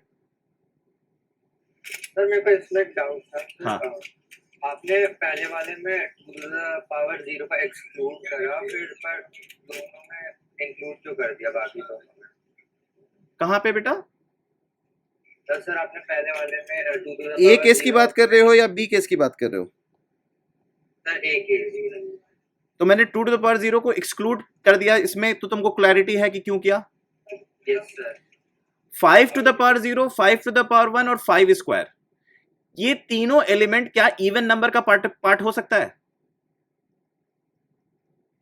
अगर किसी नंबर में 5 to the power 0 हो या 5 to the power 1 हो या 5 स्क्वायर हो, तो वो इवन भी हो सकता है, ऑड भी हो सकता है, इसको फर्क ही नहीं पड़ता है। कोई नंबर इवन है या ऑड है, क्या उसको 5 to the power 1 या 5 स्क्वायर से फर्क पड़ता है? The only deciding factor is 2 for a number two become even. तो 5 में तीनों चॉइसेस अलाउड है, ये भी अलाउड है, ये भी अलाउड है, ये भी अलाउड है। मतलब बताओ 2 to the power 1 into 5 to the power 0 into 7 to the power 1, will you not call this as even number? Will you call this as even number or not? Sir हाँ even number. तो 5 to the power 0 भी लेना होगा ना? Sir अगर हम 5 to the power 0 को ना लेके अगर 2 to the power 0 ले लें तो 2 की पावर 0 तुम जैसे लोगे वैसे ही तुम्हारा ऑड नंबर्स आने लग जाएंगे ना। तुम्हें तो रूल क्या है कि ऑड नंबर नहीं होना है। रूल क्या है कि ऑड नंबर नहीं बनाना है। क्या क्वेश्चन है? Okay sir. मतलब मैंने कह दिया है, आपको एक रूल बनाया है कि आप घर से बिना ट्राउजर के नहीं निकल सकते हैं। तो मतलब 2 to the power 0 था a case where 2 will not be included. तो उसी तरीके से वो केस हो गया कि 2 to the power 0 should not be the part of the game, क्योंकि मैं आपको ऑड नंबर बनाने से रेस्ट्रिक्ट कर दिया। जैसे ही एक क्योंकि सर 2 किसी से भी मल्टीप्लाई होता तो आंसर इवन ही आता। हाँ, तो जो कहानी इवन और ऑड की है वो आधारित है 2 पे, और ऑड की भी कहानी आधारित है 2 पे। अगर 2 है तो इवन है, 2 नहीं है तो ऑड है। समझ में आ गई कहानी? यस। ओके, तो एक सवाल और ट्विस्ट माने या क्लास बंद किया जाए? 1.5 घंटा हो गया, क्लास बंद करते हैं, नेक्स्ट क्लास में बात करेंगे आगे, ठीक है? Any question anyone? सर ये दूसरा वाला वो समझ नहीं आया प्लीज। कौन सा बताओ, फिर से बोलो, कौन सा नहीं समझ में आया? Number of odd factors? Yes sir. Number of factors आपको पता है टोटल कितने हैं? सर 60। नंबर लिख लेते हैं यहाँ पे। 2 cube 5 square 7 to the power 4। तो आपको ये पता चल चुका है कि नंबर ऑफ फैक्टर्स 60 हैं। नंबर ऑफ इवन फैक्टर्स आपको पता चल चुका है। देखो ये 60 कैसे आया था? 3 + 1 2 + 1 4 + 1 से, याद है? यस। और इवन फैक्टर्स आपने निकाला 3 इंटू 2 + 1 इंटू 4 + 1। क्या आंसर आया? सर 45। तो नंबर ऑफ ऑड फैक्टर्स क्या होगा? या तो आप कह लो 1 इंटू 2 + 1 इंटू 4 + 1, क्योंकि 2 टू द पावर 0 ही आप ले सकते हो, 2 टू द पावर 1 या 2 टू द पावर 2 या 2 टू द पावर 3 नहीं ले सकते हो। 5 टू द पावर 0 लो, 5 टू द पावर 1 लो, 5 टू द पावर 2 लो, फर्क नहीं पड़ता है। 7 टू द पावर 0 लो, 7 टू द पावर 1 लो, 7 टू द पावर 2 लो, 7 टू द पावर 3 लो, 7 टू द पावर 4 लो, फर्क नहीं पड़ता है। तो ये हो गया 15। और या आप कह सकते हो 60 - 45, मतलब टोटल माइनस इवन फैक्टर्स। समझ में आ गया? टोटल माइनस इवन क्या होगा? Odd factors. ऐसे भी दोनों मेथड सही है। ठीक है, ये मेथड क्या है इसकी भी हम बात करेंगे जब हम वेन डायग्राम समझेंगे। क्या समझेंगे? नाम सुना है ये Venn diagram? Yes sir. Sir है ना, ये भी सीखेंगे हम। ये जब सीखेंगे तब आपको पता चलेगा कि क्या एक्सक्लूड करना है, क्या इंक्लूड करना है। तो नेक्स्ट क्लास में जो मैं ट्विस्ट लाने वाला था वो वेन डायग्राम को ही ऐड करके ट्विस्ट लाने वाला था। So never mind, so will meet next week. अभी के लिए आपको बस हाँ सर ये 2 2 0 1 होता है, 5 टू द पावर 0 1 होता है, तो इसको जरा अगर हम इंक्लूड एक्सक्लूड करेंगे सर 5 टू द पावर 0 क्यों नहीं कर सकते सर? क्या क्या क्या फिर से बोलो अखिल। सर अगर मतलब 2 टू द पावर 0 को हम इंक्लूड या एक्सक्लूड कर सकते तो 5 टू द पावर 0 क्यों नहीं कर सकते? क्योंकि सर वो ही 1 होता है। नहीं नहीं, अगर तुम क्या कहते हैं कोई नंबर लोगे, जैसे मान लो कोई नंबर बनाया तुमने 2 square into 5 to the power 0 into 7 to the power 0, will you call it even और नॉट? ट्रू और फॉल्स? अगर आप इसको एक्सक्लूड कर दोगे तो क्या ये नंबर क्रिएट होगा?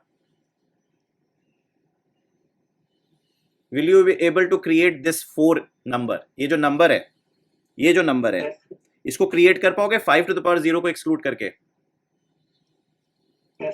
इसका एलिमेंट है ना, ये इसका एलिमेंट है ना, नहीं क्रिएट कर पाओगे ना। अगर इसको तुम 5 टू द पावर 1 करोगे तो क्या ये 4 होगा या 20 बन जाएगा?